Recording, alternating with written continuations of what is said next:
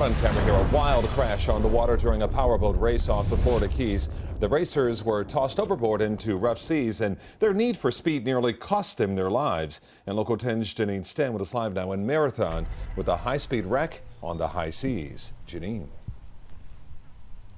There were several boats that flipped over the weekend, and you might remember that the weather was not very good on Sunday. Two of those boaters thankfully are okay and sharing their stories with us. These boats are going fast.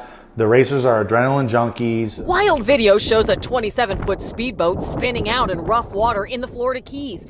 And right there, two men, Rob O'Connell and Irvin Grant, are ejected, the force even throwing a shoe off. We caught a pretty good hit, and when we came back into the water, we had a steering ram fail on the outdrive, which caused us to hook. We both got thrown out of the boat, far away from the boat. If it rolled over or would have pinned us under it, thank God it just spun.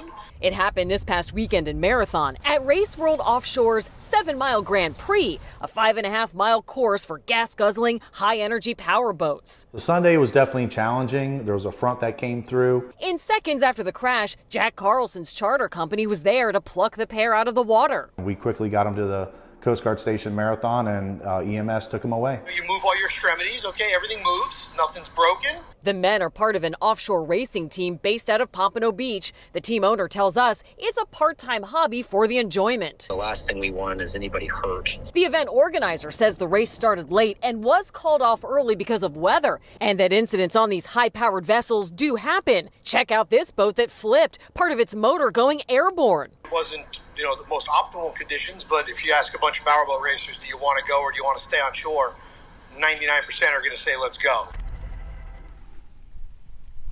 Grant, the other racer, did have a foot injury, but he is expected to be okay. O'Connell tells us he's actually fixing the boat and getting ready for another race that's coming up in Cocoa Beach. We're in Marathon. I'm Janine Stanwood, Local 10 News.